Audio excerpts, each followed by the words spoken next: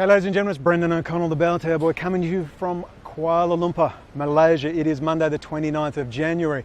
Today we're going to be talking about Israel and how it rules. It rules because of the Talpiot program. The specific high technology program started in the late 1970s, which was to put Israeli military intelligence officers in high positions of corporate power and to dominate the high technology sector. And this is why you see people like Benjamin Netanyahu, who can slaughter at will and still be welcomed into countries, doing contracts galore all over the world. Why? The Talpiot program. They dominate the high technology world, databases, encrypted communications, government, military, it doesn't matter, civilian, corporate world. It doesn't matter, they literally control everything. This is just a quick introduction. I'm here in front of the Petronas Twin Towers, a big landmark in Kuala Lumpur, of course, a very modern metropolis. It's a dissident paradise. Ladies and gentlemen, you must understand the Talpiot program and its importance and the domination of Israel of the high technology. It doesn't need a nuclear weapon because the nuclear weapon is their ability to switch off your infrastructure.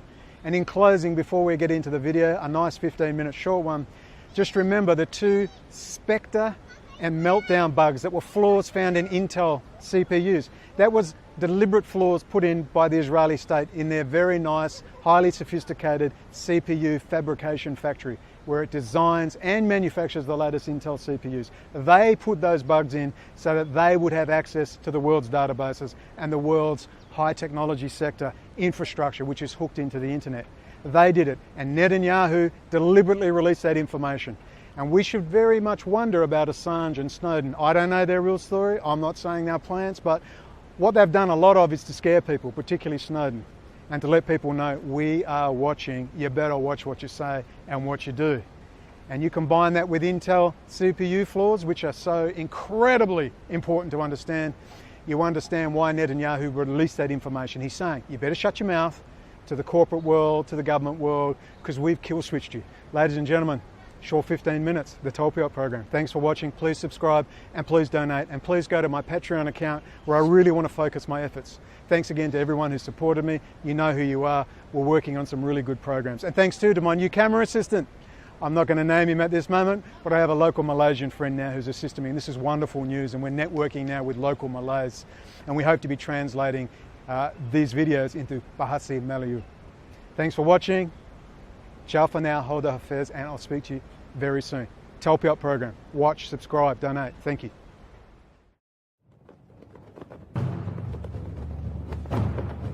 My heart beat quickly. This was the last place I wanted to be. The tent was dark, lit only by flickering candles in colourful glass lamps from the Orient.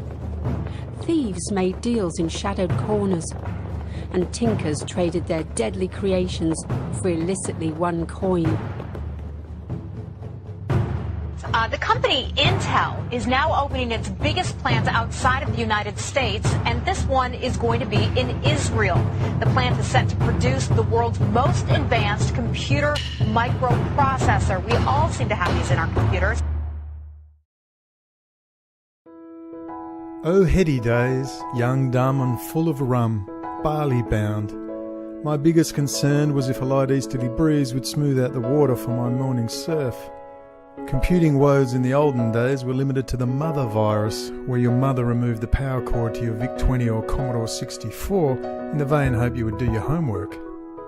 In those heady days of the early 1980s, we pondered the raw power of 64 kilobits of memory, then moving on from a data cassette to a 5¼ inch floppy, then a 386DX 33 MHz machine to a 486, then a Pentium processor model, all the way up to the standard 4000 MHz and beyond we now take for granted. Yes, these were carefree, innocent days. There was no such thing as a computer virus for ordinary folk. Assange and his friends were still wankworming the Pentagon and NASA at that stage, allegedly.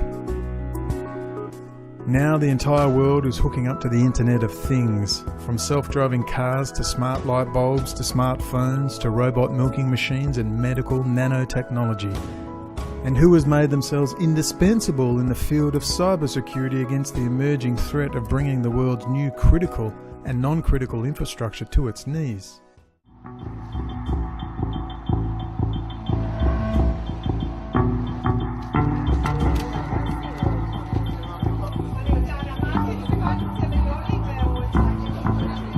Maybe go back and tell me how you three guys got together and came up with this crazy idea. A couple of years after all of us were discharged from the military, we just each went his own way, and at some point we realized, okay, we are pretty bored with what we do today. We kept thinking that we want to do something special, right? Something different. So we started looking at different areas until we learned about the world of connected cars.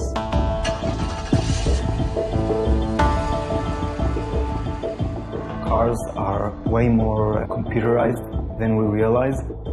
You have dozens of different computers in each vehicle. Almost everything you can imagine is somehow controlled by a computer. In the recent years, it became almost a trend to connect vehicles to the internet. And once you take such a complicated machine that has so much software in it and so many computers and you connect it to the internet, you have a serious problem. So how do you guys know how to do all this stuff? The three of us served together in the military in Unit 8200. In the 8200 units. We have served for 6 years together in the 8200 intelligence unit.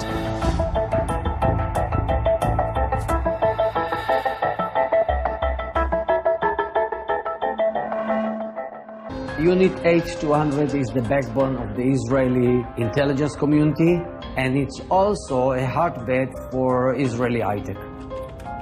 In recent years, when the name of the game is cyber, offensive cyber, defensive cyber, Unit 8200 is there among the top 4 or 5 leaders in the world. The exact comparison is to US NSA, to British General Communication Headquarters. Hello. Unit 8200. An Israeli military intelligence program, and these graduates of the Israeli Defense Force now come to your corporate HQ to assist you in keeping the bad guys out. But what if the guys trying to get in are the same guys who just came to your IT department? We all know the old gangster scam: start a window repair business, pay people to break windows. I put to you, this is exactly what Israel has done. The world of cybersecurity is totally dominated by Israel. But even more than Unit 8200 is the other military program few knew about till very recently, and few talk about to this day, the Talpiot program. This is a vastly different program to Unit 8200. This is a program that has been operating for over 30 years, a program that creates large corporate entities that now dominate the world's IT sector. The Talpiot program is an elite Israeli Defense Force training program. The recruits have to demonstrate outstanding academic ability in the sciences and show great leadership potential. Graduates of the Talpiot program pursue double majors in higher education while also serving in the army. They then utilise their experience to further Israeli Defense Force research and development in technological leadership positions. The program was inaugurated in 1979. The initiators of the program were Professor Felix Dothan and Professor Shul Ratziv of the Hebrew University. They submitted the idea to the Israeli Chief of Staff, Raphael Eitan. Mr. Eitan is also a good friend, or was a good friend, of Bibi Netanyahu. The idea was to harness human creativity to develop new technologies for the army. The program is sponsored by the Israeli Air Force and Israeli Defense Force Administration for the development of weapons and the technological industry. It is run directly under the auspices of the Hebrew University of Jerusalem. In addition to the 3 years obligated by Israeli law, military service includes 6 years of standing army service in a wide variety of positions. The total program, including military service, is 9 long years. These graduates go on to own and create and run their own companies. Many end up as the heads of corporations such as Microsoft in Israel. Perhaps to really understand the power of Talpiot in as short a time as possible, we should study one man, Zohar Zisapel, and one company, Rad Group. Zisapel was one of the original graduates of the Talpiot program. When I found this Information Underground article on a forum in 2007, I also found this BDS article on Talpiot. Now let's understand and grasp the foundational importance of the Talpiot program from this short article in an online Israeli journal, Israel 21C. This was originally published in 2009 on another website.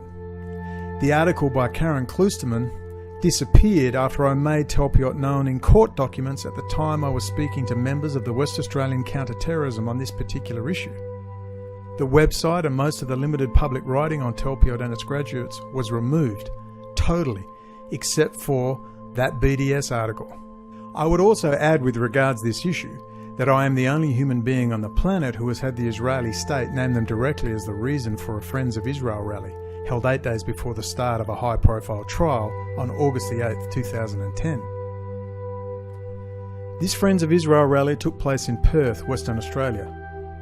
Perhaps the Israeli ambassador Yuval Rotem, Israeli Deputy Defence Minister Danny Ayalon, Australian Foreign Minister Stephen Smith and 135 local and federal members of the Australian Parliament were concerned about something.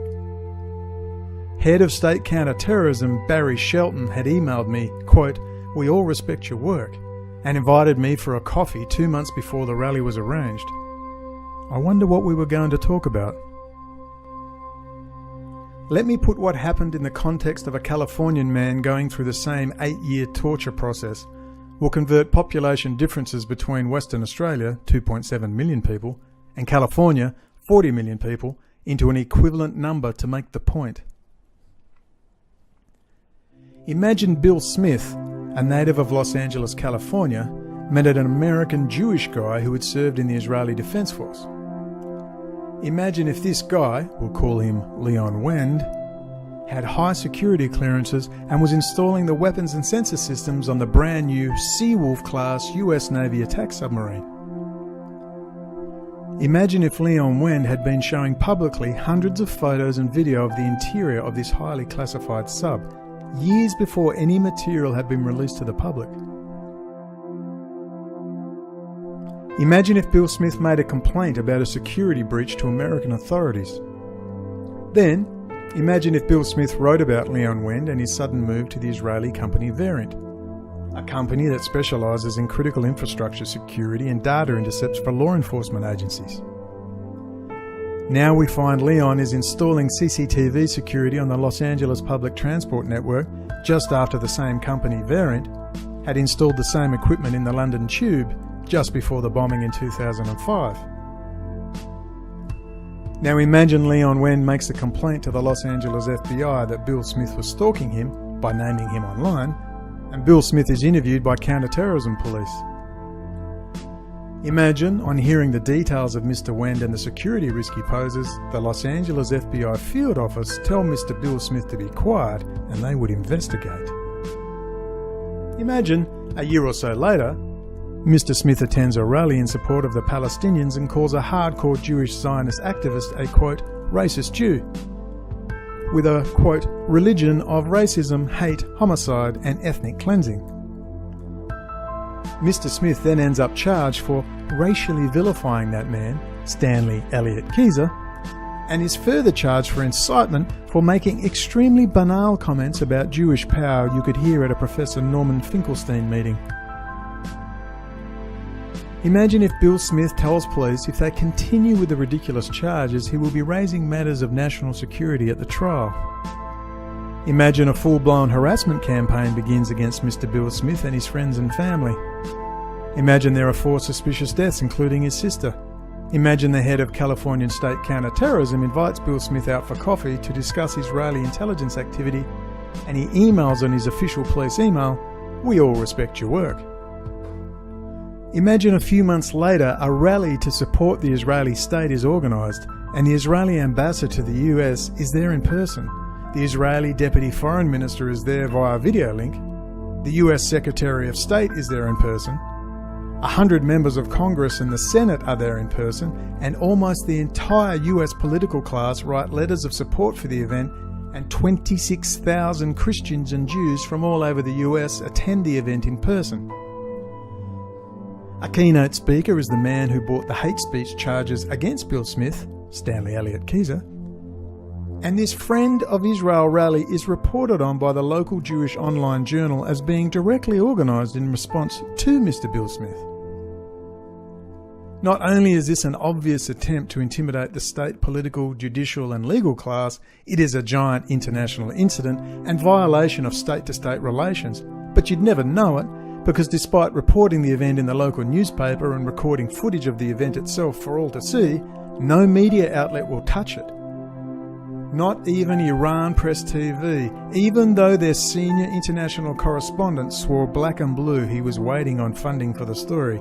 Funding that never came, but they strung me along for 2 long years. Of course, Bill Smith is me, Brendan Lee O'Connell. I hope this little sideline exemplifies the point that understanding the Talpiot program is the key to understanding Israel's continuing success. Now, getting back to the main game. Here is journalist Karen Kloosterman writing about Zisapel and Rad Group. I'm going to read its important sections and make comment along the way. Remember, Rad Group is one of hundreds of Israeli high-technology startups, some big, some really big, and some small, but all come together to make Israel a, quote, technology juggernaut. Their words, not mine. Here's the article. I don't like big organisations, says Zohar Zisapel, the co-founder and chairman of Rad Data Communications, one of Israel's most successful group of companies. Rumour has it that one of Israel's most successful entrepreneurs wears sandals and jeans to work and flies economy class. The sandals part is true, he tells Israel 21C, but he no longer flies economy. I did it for many years, says Zisapel, who has earned millions through the 27 high-tech startups he's created with his brother Yehuda in as many years. People told me it was too arrogant. Lauded by entrepreneurs as one of the most successful and prolific high-tech entrepreneurs in Israel or anywhere, especially in the telecom industry, Zisapel humbly says if it weren't them, someone else would have created the technologies developed by Rad and its group of companies. 6 Rad Group companies now listed on NASDAQ include Radvision, Ceragon Networks, Radware, RIT Technologies, Radcom and Silicom. Rad has helped change life as we know it, enabling high-speed wireless communication and secure telephone networks and banking. Today, Rad is a solutions provider for more than 100 telecom operators around the world, including AT&T, British Telecom, Deutsche Telekom, France Telecom, Japan Telecom, and Orange France. It provides communication tools to major players in the banking, commerce, education, finance, government, military, transportation, and utility sectors.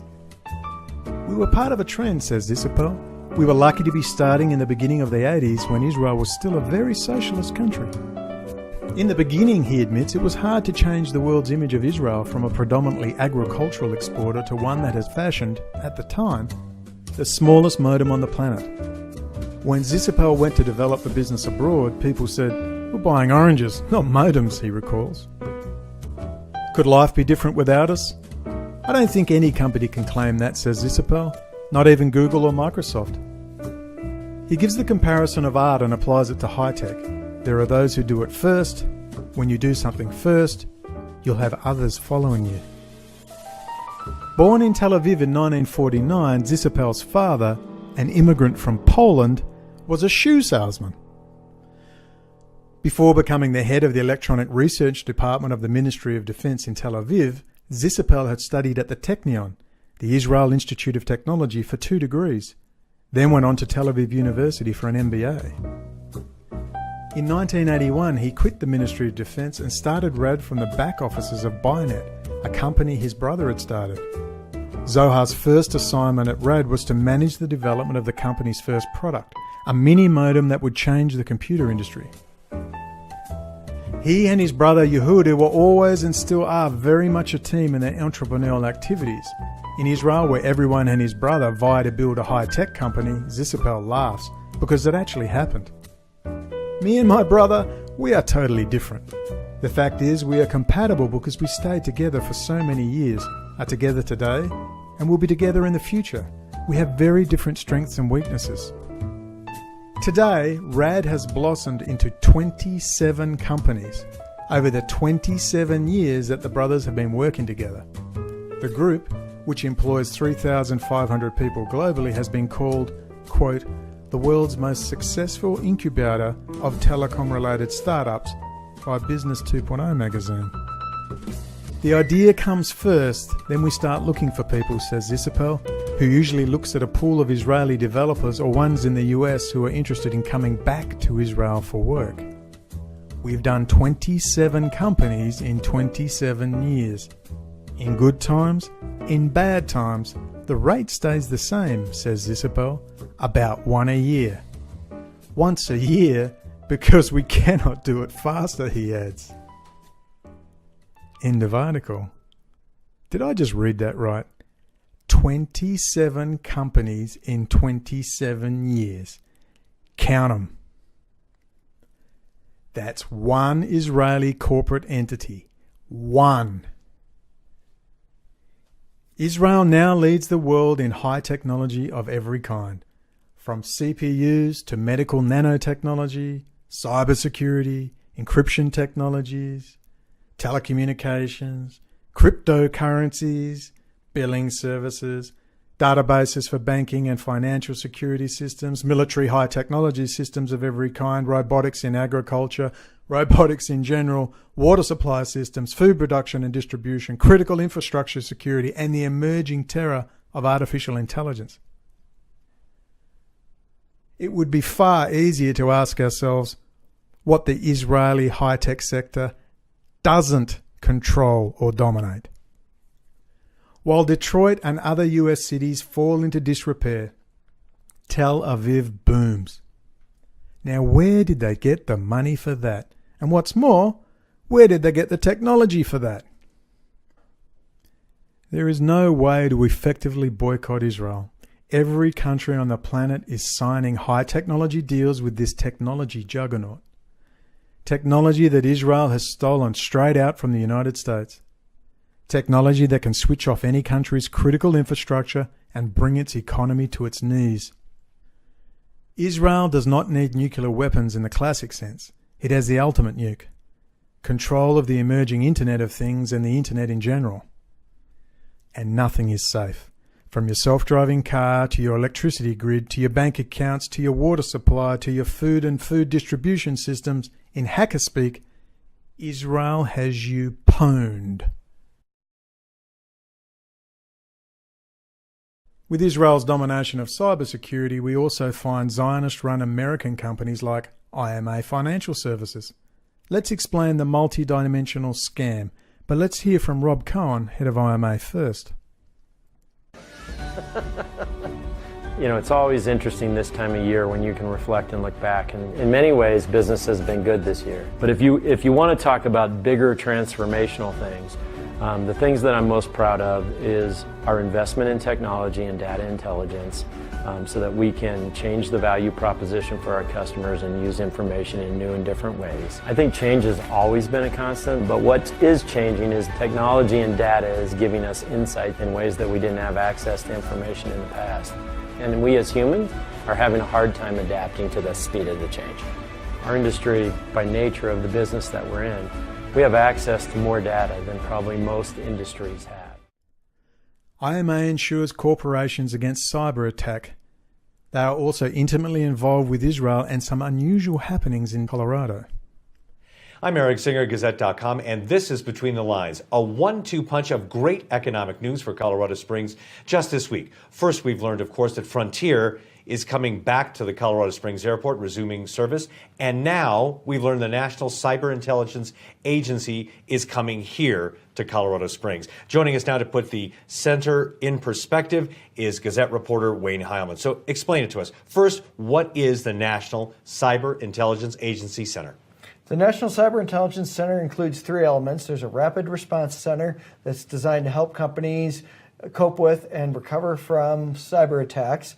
There's also an institute that is designed to train public officials and bureaucrats about cyber threats. And then lastly, there's a research center that will delve into cyber threats. How many people will be employed? About 100 people. It'll be located in a building owned by UCCS that now houses the Mortgage Solutions Financial Expo Center. It'll occupy the part of the building that is currently empty, and it will cost about $15 to $20 million to renovate that building. The governor is going to ask the state legislature for about $8 million of state money. They're going to raise the rest from industry and foundations. And this center is also an economic magnet for other businesses, too. The governor believes many businesses will want to locate close to this center and close to the other assets, cyber assets that are located in the Colorado Springs area. There are many military facilities that having to do with cyber, and about 70-some businesses in the cyber arena. Wow. Thanks for putting it all in perspective. And of course, you can read Wayne's full story in the Gazette and on Gazette.com. With Between the Lines, I'm Eric Singer, Gazette.com. Colorado is the former home of American Zionist Jew Daniel Lewin, graduate of the Telpiot program and founder of Akamai, the company that runs and controls the internet data load, a critical system that keeps the internet functioning. In fact, it's the system. Daniel was also the first man to die on 9/11, allegedly. One of the great mysteries of 9/11 yet to be explained in any meaningful way. Also, with IMA in Colorado, we find Stephen Waldman, member of the oldest synagogue in the US, Congregation Shearith Israel. Now, I found this very interesting. Founded in 1654 by Spanish and Portuguese Jews, they have a nice AIPAC sign at the bottom of their page. I assure you, go and have a dig. There's way more to find there. Denver, Colorado was also the home of Eric Mitisek, former Denver, Colorado Chief Innovation Officer and now manager of an IMA subsidiary called IM Analytics. In this article, Mitisek explains his new role. Here's a quote. Few details were shared about the new IMA venture, but the new business will be part of the InsurTech industry, which uses technology to maximize the insurance industry. Mitisek, who starts as president on August the 1st, will be responsible for leveraging vast amounts of information to create better experiences for IMA clients, the company said. America's new cybersecurity command will be going in where? Yeah, you guessed it. Colorado, home of the well-heeled Aspen Israeli firster crowd of Sheldon Adelson, Donald Trump's chief financier and controller. So let's summarize IMA and the massive influx of Israeli startups, graduates of the Telpiot program and Unit 8200 pouring into Colorado. It's pretty simple. Israel, with Unit 8200 and 100 private corporate graduates of that program like Blackcube, Harvey Weinstein's hackers of choice, whack the corporate military government IT network. Maybe East European or Chinese hackers get the blame. IMA comes along, expresses its sincere condolences for the loss of data, pays the insurance, or you buy insurance off them, and IMA organises the clean-up specialist crew to come into your allegedly secure IT environment to advise and fix the damage. While they're there, they fill the target system with more malware, creating more business and sending more data to Israel. This is part way of how Israel rules. This is how Bibi gets what he wants. Every time. Time is short. Bibi needs a war, he needs a distraction, while he gets Greater Israel happening. Maybe Secretary of Defense Jim Mattis can help. He's sure the war on terror is over and the far more profitable and stable Cold War 2.0 can begin. So we will continue to prosecute the campaign against terrorists that we're engaged in today, but great power competition, not terrorism, is now the primary focus of U.S. national security. This strategy is fit for our time, providing the American people the military required to protect our way of life, stand with our allies, and live up to our responsibility to pass intact to the next generation those freedoms that all of us enjoy here today. We face growing threats from revisionist powers as different as China and Russia are from each other, nations that do seek to create a world consistent with their authoritarian models, pursuing veto authority over other nations' economic, diplomatic, and security decisions. Perhaps Mad Dog Mattis will explain to the American public how its friend and ally Israel is providing these very two countries with stolen US high technology and have even managed to put their own direct puppet president in the White House, Donald J. Trump. Now the Trump administration demand more constraints on Chinese trade. Guess who's taking up the slack? The problem is not China. They have 1.3 billion people to feed. The problem is Israel. China is happy to trade and play its part in world affairs. It is being used as a public whipping boy and Goldstein decoy. But then, if they all meet at Bilderberger, maybe that's a role it's happy to play while it builds ports and infrastructure in Israel. While Alex Jones convinces you North Korea and China are about to nuke your local 7-Eleven, Bibi will use Iran's build-up in Syria and Hezbollah's threat to attack Israel's own critical physical infrastructure as the excuse he needs to cut a swathe all the way to the west bank of the Euphrates and blood Rouhani's nose. Iran under the Rouhani presidency and the Shia militias he controls have kindly assisted in wiping out all organised Sunni resistance to Israel, and the breakup of the Middle East is almost complete. Since the devastation of Iraq, there is no chance of pan-Arab nationalism threatening Israel's existence, and Greater Israel is a step closer. The Saudis have no choice but to cooperate. While Israel's armed forces are considered a joke by military analysts, killing kids in Gaza is hardly a tough fight. Their standoff high-tech capability cannot be matched by anyone in the region, not even Russia. A counterinsurgency against Hezbollah is one thing, but all-out regional war with the massive application of firepower, combined with detailed intelligence, is another. And now the US is directly in the region in sufficient numbers and with sufficient equipment to ably assist. There will be nothing left of Hezbollah and Iranian proxy forces in the region, short of a miracle. I'm not sure what that miracle is. Putin, the saviour, will do nothing except play Pontius Pilate and resupply the region with more Russian weapons. Iran was lured deep into the Middle East by Israel via Russia, and Putin and his best friend Bibi and Trump will stab Iran right in the back. Is there a good doctor in the house who can fix this Zionist bug? However, even with war, Iran will not be directly attacked. A strong Iran is required to justify the massive Israeli military high-technology sector and create hatred and division among the Gulf states in a Sunni-Shia dialectic. The United States also needs a dangerous and well-armed Russia and China to justify its stimulation, via the Pentagon budget, of its own high-technology sector, and vice versa. War's good business. The threat of war is good business. They don't know how else to keep the high-technology sectors pumping along. They're all out of ideas. If I sound somehow I'm anti-Iranian, you're wrong. I'm anti-Rouhani and his policies currently. Any criticism of Iranian foreign policy always means you work for the Muslim Brotherhood, the Saudis, the Gulf states, whatever. I simply want some balance. There are too many Putin and Rouhani groupies out there. Way too many. Could we please have a little objective analysis? No one is innocent in the region. Everyone has blood on their hands.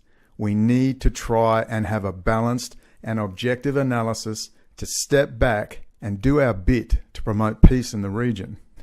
With war being the major organising principle of society, and with fear the major control mechanism elites use to control local populations, a return to a simple and easy to manage Cold War 2.0 is a preferred option.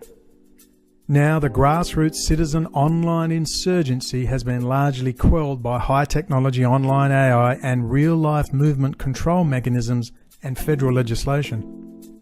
These could never have been put in place under the old Soviet-era Cold War system. People would notice the Soviet-style controls. But now the job is done. We can all forget the terrorist threat and settle into the comfortable and easy-to-manage terror of global thermonuclear war. New office renovation and paint job, same boss, same management method, you can go back to sleep. Until the Talmudic racist supremacist state of Israel's domination of the high technology sector, Internet of Things, critical infrastructure, cybersecurity, robotics, AI and 5G is exposed, we will be forever frustrated as Bibi cuts the throat of a Muslim child live on the television, and we all wonder how it is he gets away with it. Bribery and blackmail is part of it. The 3 T's sum it up: Talmud, Telpiot, technology. Soon, Donald Trump will stand in the ruins of a Detroit industrial park and give you the good news. A joint Israeli-American technology park is to be built. The technology will be US taxpayer funded, handed to Israel, then handed back to the US, and you will be grateful. You will have some jobs, and Donald Trump will be re-elected. As long as you know, BB and Cambridge Analytica's narrative is, support my man Trump, and I will produce jobs and a stable economy. Don't support my man Trump, then we have some Telpiot Unit 8200 critical infrastructure nukes for you, and that goes for anyone else who wants to take on Pax Judaica. With Bibi and his Special Forces gang who started all of the above-mentioned programs, we will get only war. There will be no dialogue, no chance for peace between Muslim, Jew and Christian, atheist or communist, black or white, rich or poor, gay or straight, male or female, just war, polarisation and the dialectic. Until exhausted, you will accept Bibi and the Sheldon Adelson man. No Messiah is coming. No powerful, badass leader on a white horse come to restore order to the Wild West. We want you, Shane. There's no going back from it. Right and wrong, it's a brand. A brand sticks. There's no going back. Now you run on home to your mother and tell her everything's all right. And there aren't any more guns in the valley.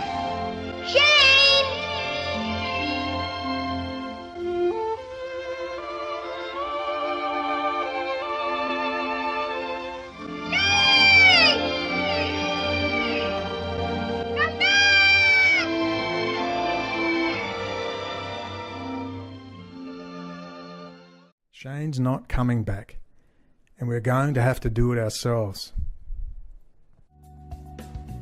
Rosa Parks woke up in the morning and refused to get to the back of the bus and change history, and she never even had a smartphone.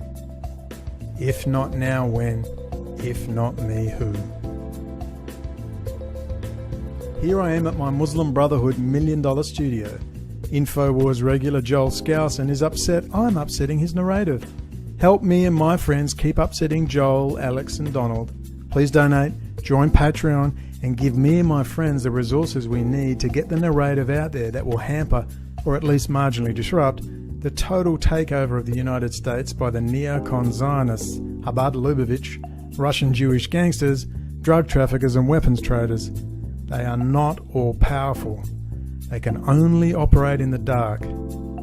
As Julian Assange is fond of saying, lights on, rats out. Let's switch some lights on.